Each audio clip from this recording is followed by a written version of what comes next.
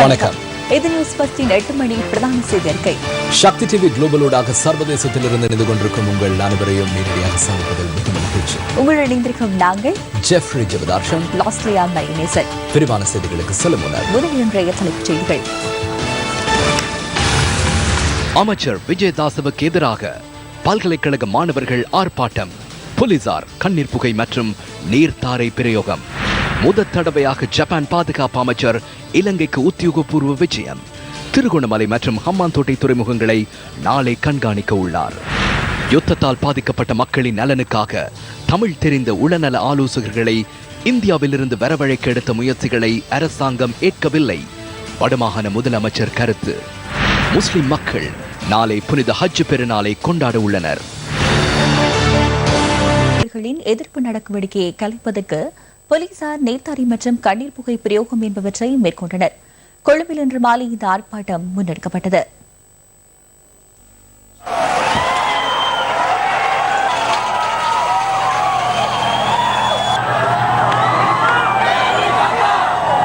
அனைத்து பல்கலைக்கழக மாணவர் ஒன்றியத்தினால் இந்த ஆர்ப்பாட்டம் ஏற்பாடு செய்யப்பட்டிருந்தது.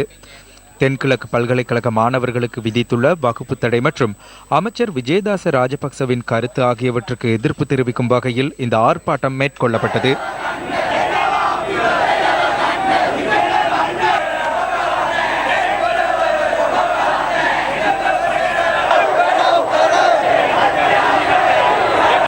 கொழும்பு நகர மண்டபத்திற்கு அருகில் வருகை தந்த ஆர்ப்பாட்டக்காரர்கள் வோட் பிளேஸ் ஊடாக பல்கலைக்கழக மானியங்கள் ஆணைக்குழு வளாகத்திற்குள் பிரவேசிக்க முயற்சித்த போது அதற்கு சந்தர்ப்பம் வழங்கப்படவில்லை.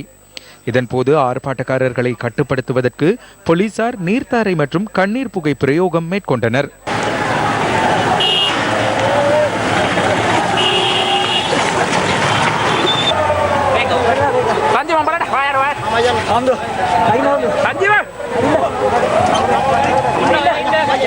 சிறிது நேரத்தின் பின்னர் கலைந்து சென்ற பல்கலைக்கழக மாணவர்கள் மீண்டும் கொழும்பு நகர மண்டபத்தில் கூடியிருந்தமையால் அவர்களை கலைப்பதற்கு போலீசார் நடவடிக்கை எடுத்தனர்.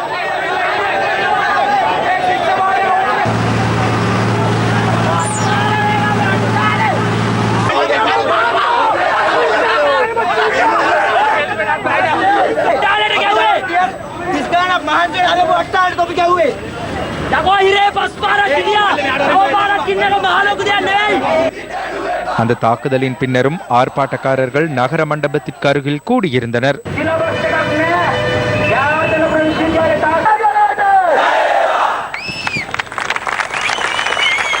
கொண்டுள்ள ஜப்பானின் பாதுகாப்பு அமைச்சர் 99 வருட குத்தகை அடிப்படையில் சீன அரசாங்கத்தினால் நிர்வகிக்கப்படும் ஹம்மாந்தோட்டை துறைமுகத்தை நாளை பார்வையிட உள்ளார். அத்துடன் ஜப்பான் பாதுகாப்பு அமைச்சர் திருகோணமலை துறைமுகத்திற்கும் விஜயம் செய்ய உள்ளதாக ஜனாதிபதி ஊடகப் பிரிவு வெளியிட்டுள்ள அறிக்கையில் தெரிவிக்கப்பட்டுள்ளது. 2 நாள் உத்தியோகபூர்வ விஜயம் மேற்கொண்டு ஜப்பான் பாதுகாப்பு அமைச்சர் நேற்றிரவு நாட்டை வந்தடைந்தார். ஜப்பானின் பாதுகாப்பு அமைச்சர் இட்சுனோரி ஒனோதேரா ஜனாதிபதி மைத்திரிபால சிறிசேனவை இன்று சந்தித்தார். ஜப்பானின் பாதுகாப்பு அமைச்சர் ஒருவர் இலங்கைக்கு விஜயம் மேற்கொண்டுள்ள முதல் சந்தர்ப்பம் இதுவாகும். இரு நாடுகளுக்கும் இடையேயான சமுத்திர பாதுகாப்பை மேம்படுத்துவது தொடர்பில் ஜனாதிபதி செயலகத்தில் நடைபெற்ற இந்த சந்திப்பில் கவனம் செலுத்தப்பட்டதாக ஜனாதிபதி ஊடகப் பிரிவு குறிப்பிடுகிறது.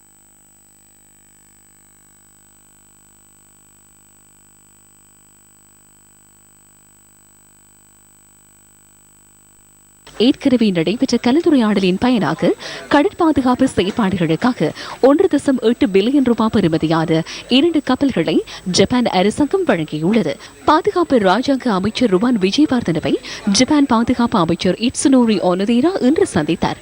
இதேவேளை ஜப்பானின் பிரதம சங்க நாயக்கரும் இலங்கை மகாபோதி சங்கத்தின் தலைவருமான பானகல உபதிச தேரரை ஜப்பான் பாதுகாப்பு அமைச்சர் இன்று மாலை சந்தித்தார். ஜப்பான் தூதுக்குழுவினர் நாளை மாலை நாட்டில் இருந்து புறப்பட்டு செல்ல உள்ளனர்.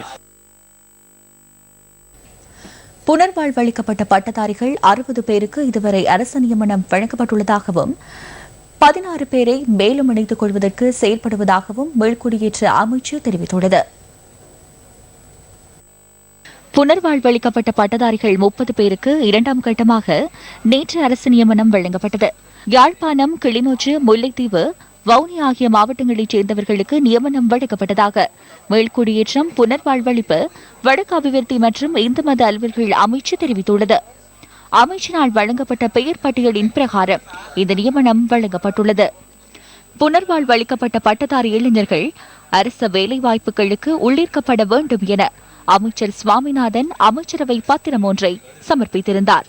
அதற்கமைய அமைச்சரவை அனுமதி கிடைத்தமையால் இந்த நியமனங்கள் வழங்கப்பட்டன. அரசு நியமனம் வழங்கப்பட்டமை தொடர்பில் புனர்வாழ்வு அளிக்கப்பட்ட பட்டதாரிகள் அமைச்சர் சுவாமிநாதனை அமைச்சின் அலுவலகத்தில் நேற்று சந்தித்தனர்.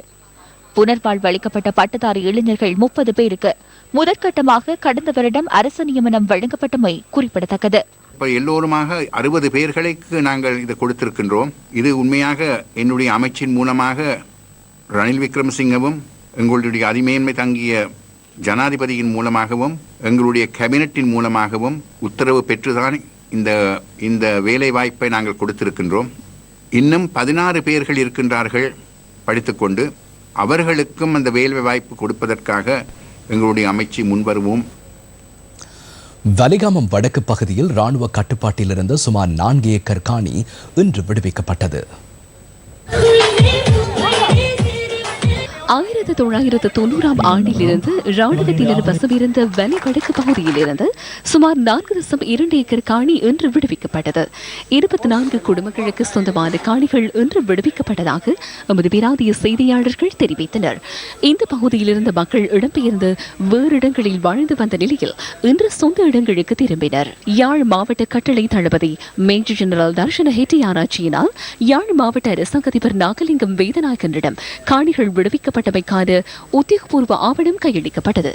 பல கனவுகளுடன் காத்திருந்த மக்களின் ஆசை இன்று நிறைவேறியது. வீடுகளை காணையில எல்லாம் தரமட்டமாகி போட்டாங்க. என்ன மாதிரி இருந்த வீடுகள் நாங்கள் என்ன மாதிரி இருந்தது இப்போ வந்து காடு கரம்பன் மாதிரி தான் இருக்குது. எங்களுக்கு வீடு வாசல் இல்லை. இப்போ இதோட பார்க்க எங்களுக்கு பெரிய கவலையாக இருக்குது. நாங்கள் 28 வருஷமாக நாங்கள் ஒவ்வொரு வீடு வீடா தெரிஞ்சு இப்போ தான் எங்களுக்கு காணி விட்டது மிகவும் சந்தோஷமாக இருக்கிறது. எங்களுக்கு அதுக்கு வீட்டை திட்டது என்னென்ன எங்களை நிம்மதியாக இருக்க விட்டால் எனக்கு உங்களுக்கு பெரும் புண்ணியம். இப்போ எங்களோட காணியை அது அடையாளம் கண்டுபிடிச்சு விட்டோம். அதை எல்லையெல்லாம் அமைத்து நாங்கள் இந்த காணியில் ஒரு வீடு கட்டி நாங்கள் எங்களுடைய மண்ணிலே இறக்க வேண்டிய அந்த இறந்து போவோம் என்று சொல்லி நாங்கள் இப்போ வந்திருக்கின்றோம். சொந்த நிலம் விடுவிக்கப்பட்டுள்ளது. விடுவிக்கப்பட்டாலும் கூட நாங்கள் இருக்கக்கூடிய நிலையிலே எங்களுடைய வீடுகள் இல்லை. வீடுகள் எல்லாம் அழிந்த நிலையிலே காணப்படுகின்றன. அதால் நாங்கள் குடியிருக்க முடியாத நிலைமை தான் காணப்படுகின்றது.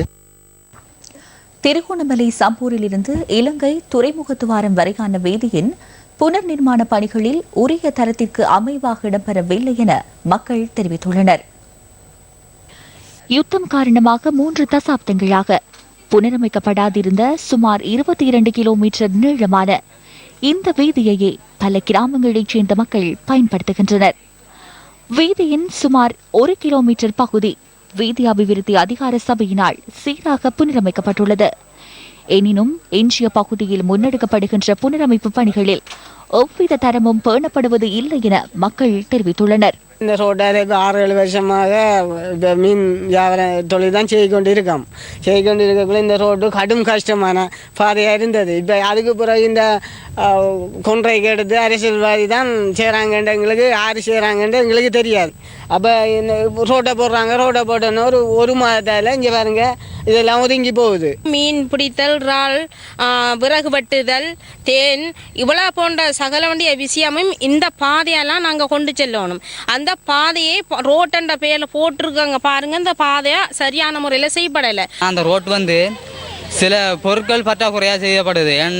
காரணம் என்னென்னா ரோட்டு செய்து முடிஞ்சு 2-3 வாகனம் ஓடுனே அந்த காப்பட்டு அடித்த இதால் கொங்கிரீட் கற்கள் வெளியே வருது. ஆக ஏனென்றா ஒரு மழை பெஞ்சா அந்த தார் கரைஞ்சிடும். இந்த வீதியின் புனரமைப்பு பணிகள் இடம்பெற்றதாலும் இதனை முன்னெடுப்பவர்கள் யார், இதற்காக செலவிடப்படுகின்ற நிதி ஆகியன தொடர்பில் எவ்வித தகவல்களும் பகிரங்கப்படுத்தப்படவில்லை. மாகாண சபையின் கீழ் இந்த வீதி புனரமைக்கப்படுமாயின் அதனை மேற்பார்வை செய்யும் பொறுப்பு வீதி அபிவிருத்தி திணைக்களத்திற்கு உள்ளது.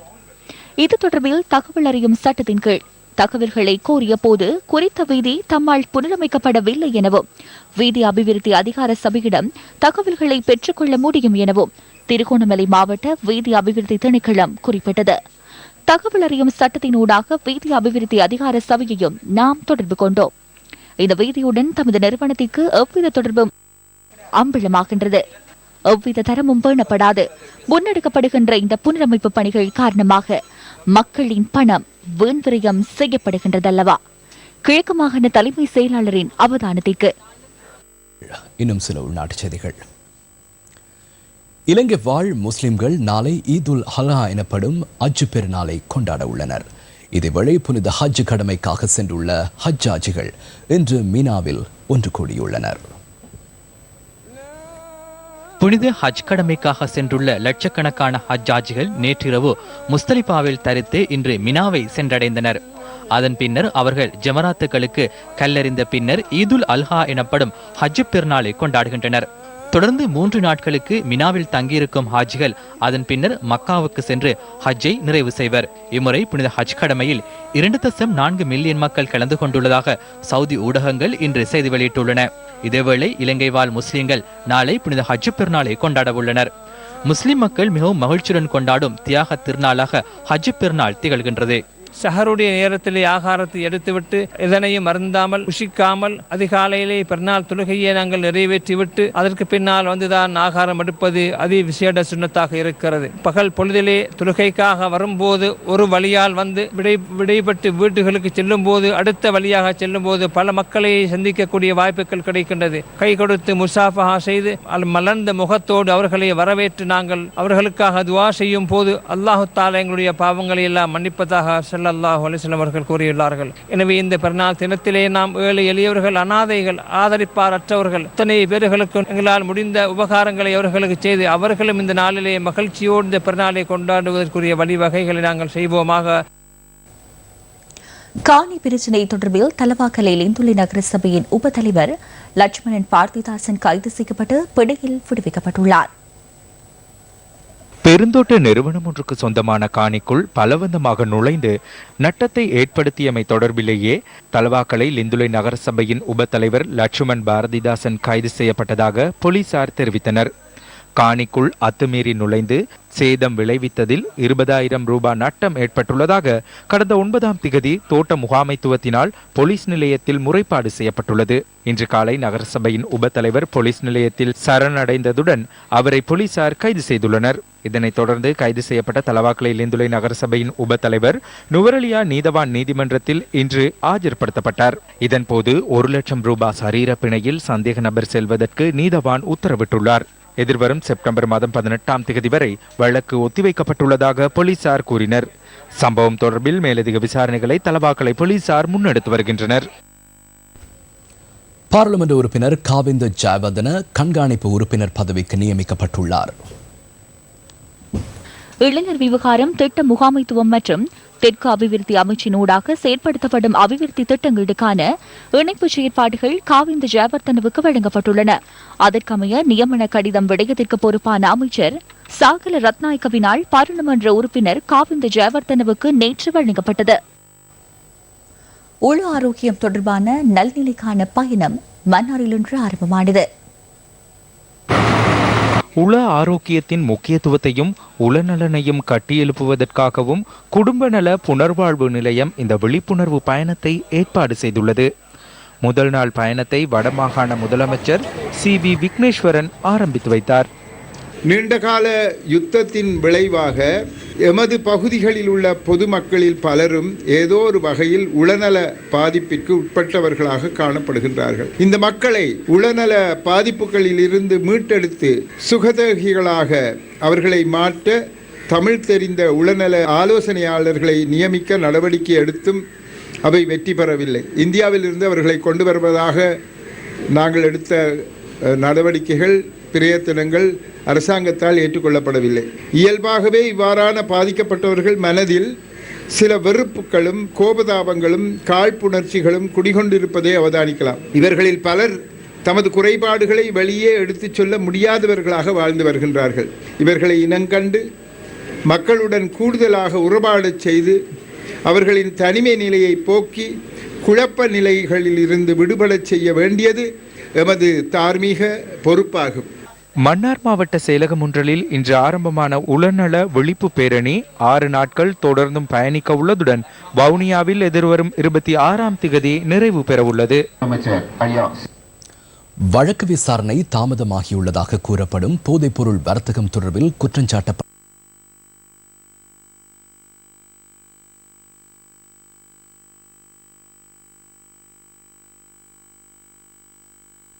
இன்று நடைபெற்ற நிகழ்வு ஒன்றின் பின்னர் நீதி மற்றும் சிறைச்சாலைகள் மறுசீரமைப்பு அமைச்சர் தலதா அத்துக்கோரல இந்த விடயம் தொடர்பில் கருத்து வெளியிட்டார். சிறைச்சாலைகளில் கைதிகள் ஆர்ப்பாட்டங்களில் ஈடுபடுகின்றனர்.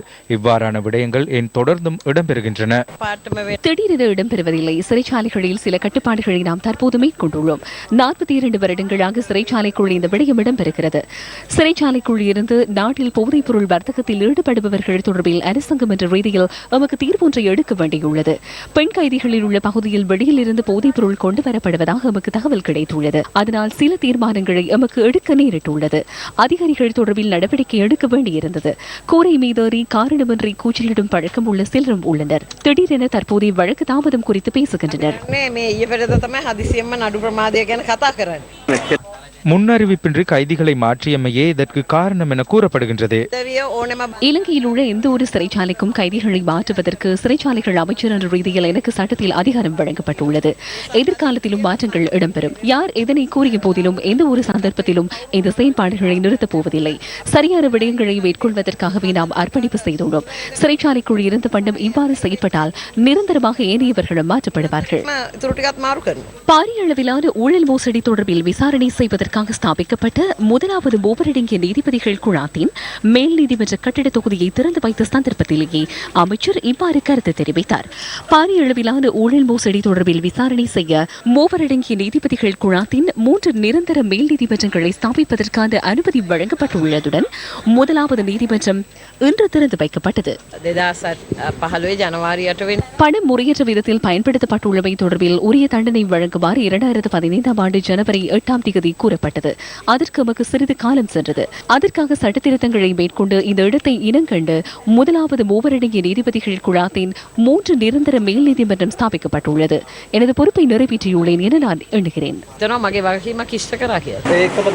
விசாரணை முன்னெடுக்கப்பட்ட போது மறந்து விட்டதாக முன்னாள் ஜனாதிபதி கூறியதை நேற்று நாம் பார்த்தோம். இங்கு வருபவர்களும் இதனை பயன்படுத்தினால் உண்மையை அறிந்து கொள்வதற்கு இங்கு ஏதேனும் நடைமுறை ஒன்று உள்ளதா? அது எனது கடமை அல்ல. நீதிபதிகள் மற்றும் விசாரணைகளை முன்னெடுக்கும் நிறுவனங்களின் கடமை. மத்திய வங்கியின் வழக்கு இங்கு விசாரிக்கப்படுமா? அதனை எனக்கு கூற முடியாது அல்லவா? இதேவேளை கைதிகளின் உரிமைகளை பாதுகாப்போம் எனும் அமைப்பு ஊடகவியலாளர் சதிப்பொன்றை இன்று ஏற்பாடு செய்திருந்தது. கூரை மீது ஏறியது ஆசையிலோ அல்லது வேறு எதற்குமோ அல்ல. தமது உரிமைகள் தொடர்பில் அதிகாரிகளுக்கு கூறுவதற்காகவே அவ்வாறு செய்தனர். சிறைச்சாலைக்குள் போதைப்பொருள் வர்த்தகம் இடம்பெறுவதாக தெரிவித்து அனைத்து கைதிகளையும் தண்டிப்பதற்கே அரசாங்கம் முற்படுகின்றது. சிறைச்சாலை என்பது போதைப்பொருள் உற்பத்தி செய்யும் நிறுவனமா என அரசாங்கத்திடம் கேட்கிறோம். சிறைச்சாலைக்குள் எவ்வாறு போதைப்பொருள் வருகிறது? உயர் அதிகாரிகளே போதைப்பொருள் கொண்டு வருகின்றனர். இதுவே உண்மை. அமைச்சர்கள், பாராளுமன்ற உறுப்பினர்கள் திருடி சிறைக்கு சென்றதும் என்ன நடக்கிறது என்பதை நாம் அறிவோம். அவர்கள் சிறையில் இருப்பதில்லை, வைத்தியசாலையிலேயே இருப்பார்கள். சிறைச்சாலைக்குள் கைதிகளுக்கு ஏற்படும் அநீதிகள் தொடர்பில் அவர்களுக்கு தெரியாது. அடிப்படை வசதிகள் தொடர்பில் கூறுவதற்கு வெட்கமாக உள்ளது. ஒருவருக்கு ஒரு உணவு பொதி வீதம் வழங்கப்பட வேண்டும் என கூறப்பட்டது. வழக்குக்கு சென்றால் நானும் என்னுடன் 5 இருப்பதாக வைத்துக் கொள்வோம். 5 ஒரு பொதி உணவை உண்ண முடியாதல்லவா? வெளிக்கடையில் வழங்கப்படும் உணவை உண்டால் அதன் ருசி எவ்வாறு என புரியும். உப்பில்லை, மிளகாய் இல்லை, இவற்றை கோரியே நாம் ஆர்ப்பாட்டம் செய்தோம். வைப்பிரிவில் 178 பெண்கள் உள்ளனர். 3 மலசல கூடங்களே உள்ளன. அந்த 3 தடைப்பட்டுள்ளன. நீர் இறங்குவதில்லை, கழிவுகள் இறங்குவதில்லை. 178 பெண்களுக்கும் 3 மலசல கூடங்கள் போதுமானதா? எக்ஸ்பிரிவில் 2 மலசல கூடங்களே உள்ளன. எலிகள் மேலால் பாய்ந்தோடும். வெடுக்குநாரி ஆதிசிவன் ஆலயத்தை வழிபாட்டுக்கு முழுமையாக விடுவிக்க வேண்டும் என கோரி இன்று ஆர்ப்பாட்டம் ஒன்று முன்னெடுக்கப்பட்டது. வவுனியா வெடுக்குநாரி ஆதிசிவன் ஆலயம் அமைந்துள்ள பகுதியில் தொல்பொருட்கள் காணப்படுவதால் அங்கு வழிபாடுகளிலும் அபிவிருத்தி பணிகளிலும் ஈடுபட வேண்டாம் என சில வாரங்களுக்கு முன்னர் தொல்பொருள் திணைக்களத்தினர் அறிவித்துள்ளனர். சுமார் 200 வருடங்களாக வழிபட்டு வந்த வெடுக்குநாரி ஆதிசிவன் ஆலயத்தை தொல்பொருள் திணைக்களம் கையகப்படுத்துவதற்கு எதிர்ப்பு தெரிவித்து இன்று ஆர்ப்பாட்டம் ஒன்று முன்னெடுக்கப்பட்டது. வவுனியா வடக்கு பிரதேச செயலகம் 3 இடம்பெற்ற இந்த ஆர்ப்பாட்டத்தை வெடுக்குநாரி ஆதிசிவன் ஆலய நிர்வாகத்தினர் ஏற்பாடு செய்திருந்தனர். தெரிவித்தனர். ஆர்ப்பாட்டத்தின் இறுதியில் ஜனாதிபதிக்கு அனுப்புவதற்காக தமது கோரிக்கை அடங்கிய மகஜர் ஒன்றை வவுனியா வடக்கு பிரதேச செயலாளரிடம் கையளித்தனர். வவுனியா வெடுக்குநாரி ஆதிசிவன் ஆலயம் அமைந்துள்ள பகுதி தொல்பொருள் திணைக்களத்துக்கு சொந்தமான இடம் என்பதால் வழிபாடுகள் மேற்கொள்ள தடை விதிக்கப்பட்டுள்ளதாக தொல்பொருள் திணைக்கள வவுனியா பிராந்திய அலுவலர் தெரிவித்தார். இந்த பகுதியில் 2013 ஆண்டு கால பகுதியிலேயே ஆலயம் அமைக்கப்பட்டதாகவும் தொல்பொருள் திணைக்களத்திடம் அனுமதி பெறப்பட்டால் வழிபாடுகளை மேற்கொள்ள ஆவண செய்ய முடியும் என அவர் தெரிவித்தார். கொழும்பு குற்றத்தடுப்பு பிரிவினரால் கைது செய்யப்பட்டுள்ளனர். புத்தளம் கடற்பரப்பில் கரையொதுங்கிய மருத்துவ கழிவுப் பொருட்களில் 9 கிலோகிராம் இன்றைய தினம் அகற்றப்பட்டதாக கடல்சார் சூழல் பாதுகாப்பு அதிகார சபை தெரிவித்தது. பல வகையான 400 கிலோகிராமுக்கும் அதிக கழிவுப் பொருட்கள் அங்கிருந்து அகற்றப்பட்டுள்ளதாக அதிகார சபையின் பொது முகாமையாளர் பேராசிரியர் ரேனி பிரதீப் குமார் தெரிவித்தார். தொடர்ந்தும் கழிவுப் பொருட்களை அகற்ற நடவடிக்கை எடுப்பதாகவும் அவர் தெரிவித்தார். புத்தளம் மாவட்டத்தின் உடப்பு தொடக்கம் துடுவாய் வரையான சுமார் 10 கிலோமீட்டர் வரையான கடற்கரையில் அண்மையில் கழிவுப் பொருட்கள் கரையொதுங்கின. இந்தியாவின் கேரளாவிலிருந்து இந்த கழிவுப் பொருட்கள் இலங்கை கரையை அடைந்துள்ளதாகவும் சமுத்திர பாதுகாப்பு அதிகார சபை உறுதி செய்தமையும் இங்கு குறிப்பிடத்தக்க விடயம். சக்தியின் தேடல் அடுத்து. நாட்டில் உள்ள பிரதேச செயலக பிரிவுகளில் ஒரு காரணத்தினால் அம்பாறை பிரதேச செயலக பிரிவு வித்தியாசப்படுகிறது. குறித்த பிரதேச செயலக பிரிவின் தனியாருக்கு சொந்தமான எந்த ஒரு காணியும் இல்லாமையே இதற்கான காரணமாகும். அம்பாறை பிரதேச செயலக பிரிவில் எவரேனும் காணி ஒன்றை பயன்படுத்துவாராயின் குறித்த காணி ஏதேனும் ஒரு அடிப்படையில் அரசாங்கத்தினால் வழங்கப்பட்ட காணியாகவே காணப்படும். அம்பாறை நகர பகுதியில் தமக்கென ஒரு அங்குலம் கூட நிலமில்லாத பெரும் எண்ணிக்கையிலானவர்கள் சுமார் 10 வருடங்களுக்கு முன்னதாக காணி கச்சேரிகளில் தம்மை பதிவு செய்து அரசாங்க காணி ஒன்றின் உரிமையை பெற்றுக் கொள்வதற்கான தகமையை பெற்று பட்டியலில் காத்திருப்பதை ஏற்கனவே சுட்டிக்காட்டியிருந்தோம். இவ்வாறு தகமை பெற்றவர்களுக்கு வழங்குவதற்காக திட்டமிடப்பட்ட காணிகளில் குறிப்பிடத்தக்க அளவு பகுதியை தமது அரசியல் நோக்கங்களை நிறைவேற்றிக் கொள்வதற்காக தமக்கு நெருங்கியவர்களுக்கு பகிர்ந்து அளிப்பதற்கு கடந்த அரசாங்கம் மாத்திரமன்றி தற்போதைய அரசாங்கமும் செயற்பட்டுள்ளது. பிரதேச செயலக பிரிவில் உள்ள அரசாங்கத்துக்கு சொந்தமான காணிகள் தொடர்பில் தீர்மானம் மேற்கொள்வதற்கான அதிகாரமுள்ள பிரதேச செயலாளர் அவ்வப்போது முரண்பட்ட கருத்துக்களை கூறி 10 ஆண்டுகளாக அரசாங்க காணியை எதிர்பார்த்துள்ள மக்களை ஆசுவாசப்படுத்தி வருகிறார். 2008 ඉඳන් මේ වෙනකන් ඉඩම් කච්චේරිවල නව ඉඩම් විවීම යටතේ 453 දෙනෙක් සුදුසුකම් ලැබලා ඉන්නවා. සුදුසුකම් ලැබලා තියෙන අය 2008 ඉඳන් ඒක නිසා මම නැවත ඒවා ප්‍රතිශෝධනය කළා. ඒ ප්‍රතිශෝධනය කළාම මට ලැබිලා තියෙනවා සුදුසු 114 දෙනෙකුයි නොසුදුසු 165කුයි තවත් තොරතුරු ලබාගත යුතු 137 දෙනෙක් වෙනත් 27යි කියලා තමයි 453 පැරණි ලේඛනයේ අනුව මේ කියන පලන ඉඩම් මේ ඒ කාලේ සංවර්ධන සැලසුම් හදලා ඉඩම් කච්චේරි සිටිලා තියෙන්නේ. නමුත් ඒ ඉඩම් මේ වෙනකොට මේ යෝජනා කරපු ඉඩම් මේ වෙනකොට නැහැ. ඒක නිසා අලුතෙන් මේ කියන අයට ඉඩම් හඳුනාගෙන නැවත බෙදා දීමක් කරන්න සිද්ධ වෙනවා. பிரதேச செயலாளரின் இந்த கூற்றின் மூலம் ஏற்கனவே மக்களுக்காக ஒதுக்கப்பட்ட காணிகள் அரசியல் நோக்கத்திற்காக பகிர்ந்தளிக்கப்பட்டுள்ளமை உறுதியாகிறது. அம்பாறை நவகம்புர கிராம உத்தியோகத்தர் பிரிவில் மாத்திரமே வதிவிடத்திற்கு ஏற்ற சிறிய அளவு காணி எஞ்சியுள்ளது. கடந்த ஏப்ரல் மாதம் 21ஆம் தேதி ஒருவர் அரசாங்கத்துக்கு சொந்தமான நவகம்புர பகுதியில் உள்ள காணியை நிரப்புவதற்கு முயற்சித்தார். போலீசாரின் தலையீட்டில் இந்த சட்டவிரோத செயற்பாடு தடுக்கப்பட்டாலும் அதற்கு அப்பால் சட்டம் நடைமுறைப்படுத்தப்படவில்லை. இதற்கும் அரசியல் தலையீடே காரணமாக அமைகிறது. கிழக்கு மாகாண சபை தவிசாளரின் ஒப்பந்தத்தின் பிரகாரம் தாம் குறித்த காணியை நிரப்புவதாக அவர் கூறியிருந்தார்.